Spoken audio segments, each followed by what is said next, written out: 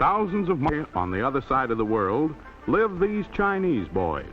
Once, long ago, their home was a vast distance away from our own, but that isn't true anymore. Now boys, their fathers, mothers, sisters, cousins, are paving the way for a great air highway between their home in China and a land barrier so that they could live in isolation.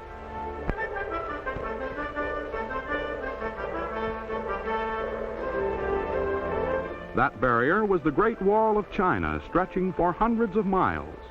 When this was built, men could live alone, completely cut off from each other by barriers created by man and nature. Many natural barriers divided the world. Broad oceans, high mountains, endless deserts, forests and rivers, dense jungles where trees and underbrush halted the traveler. Man's first means of transportation was provided by his own 2 feet. Everyone walked except children. They rode. Then man got the idea of riding. He discovered that the wild horses roaming the plains could be tamed. Using camels, he could cross desert barriers to treasures beyond. Donkeys could be used to carry his burdens.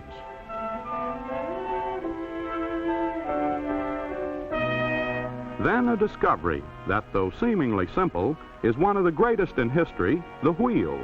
Civilization began to roll forward. People moved out into the world all around them. Many of them carried goods to trade with other people they met on the way.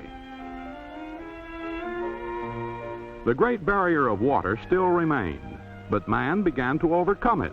From logs, he fashioned the first crude boats. Then he learned to put up sail. Powered by the wind, his ships moved over the Mediterranean and around Africa. In 1492, Columbus disputed the belief that the world was flat. Searching for a shorter trade route to the east, he discovered a new world to the west. Then Magellan set forth to prove the world was round by sailing around it. He accomplished this then gigantic feat in 3 years. The Atlantic and Pacific Oceans were no longer terror-filled barriers. The world had grown smaller, but its new expanse still seemed immense. On land, the chief means of transportation for centuries after remained the wheel and the horse. In America, covered wagons blazed a trail to the west. Railroads were made possible by Watt's discovery of steam power. Early trains chugged along at 15 miles an hour. Many people were shocked, said that man was never intended to travel so fast. But as improvements were made, trains went faster and farther. By 1869, a steel ribbon of railroad track had tunneled through mountain barriers, had spanned rivers, and had united America from coast to coast. And steam was also used to drive big boats.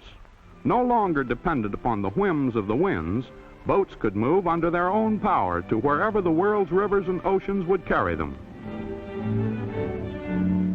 Communication was made swift by the telegraph's key, tapping words across a continent. Morse's telegraph was followed by the telephone, invented by Alexander Graham Bell. Now, a voice could be carried as far as wires could be strung. With these new forms of transportation and communication, the Earth's vast distances were losing their power to keep people apart. Our world was indeed becoming smaller. By 1899, Nellie Bly, a woman newspaper reporter, was able to travel around the world in 72 days. She used a combination of the fastest sea and land travel. The gasoline engine completely changed land transportation. People greeted the horse carriage with cries of "Get a horse!" But the automobile was here to stay. The very appearance of our city streets began to change, as this scene taken by a pioneer cameraman shows. And the lightweight, powerful gasoline engine helped bring about an even more amazing development in transportation, the airplane. This original newsreel film shows how, in 1903, the Wright brothers took to the air. The world soon followed. Communications took giant strides. With the perfection of wireless telephone, voices could be sent vast distances without wires. The peoples of the world were coming ever closer together. At a faster and faster pace, modern inventions were helping man to extend his control over space and time. In 1924, a flight of U.S. Army planes soared around the world in 14.5 days flying time. Remember Magellan? He took 3 years. Today, with the achievements of modern science, television opens a new window to us all, reaching every ear and eye with the speed of light, bringing all parts of the earth as close as our living room.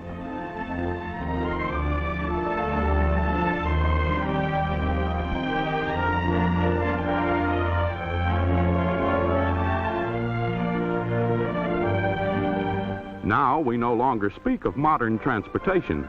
We speak of the air age, an age which is seeing the development of small, light, inexpensive airplanes to share the skies with airliners and transports. Thanks to our planes, a few cents postage will fly a letter from France to New Orleans.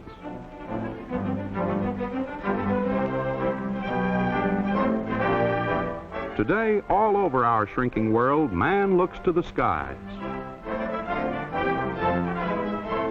The development of new power in the air has brought about terrific speed. This Army jet plane can cross America in the same time it took primitive man to journey a few miles. The 3 years required by Magellan to circle the globe was reduced to 14.5 days by Army planes in 1924. But now, regularly scheduled flights can operate on a timetable of less than a week. Man has so increased his control over distance that it takes just a few days for an around-the-world trip by air. This means that all the people of the world are neighbors, with new relationships, new benefits, and new responsibilities. It means that modern communications may be used to establish a friendly world community. At our fingertips lies the culture of the world. This program, leaving a station in New York, can be flashed to Moscow, London, Paris, Rome. In an age when we can go to any spot on Earth within a matter of hours, modern transportation may be used to carry understanding and friendship to all nations.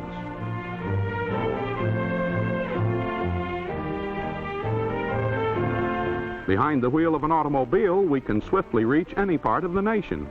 We have broadened our horizons, and the end is not yet in sight. New designs like these cars of the future are waiting to bring distant places more easily within our reach.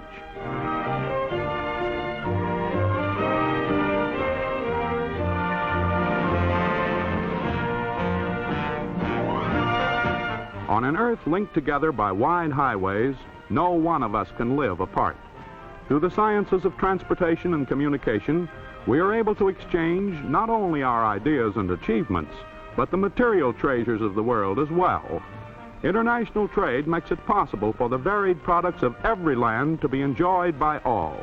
The contents of your pantry or the materials in your home may come from scores of distant nations.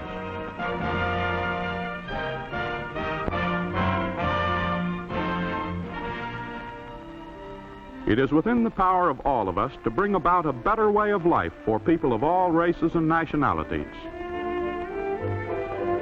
Our goal must be mutual trust, mutual understanding, mutual respect, so that our most distant friends will know how to live with us and we with them in one family of nations on this shrinking world.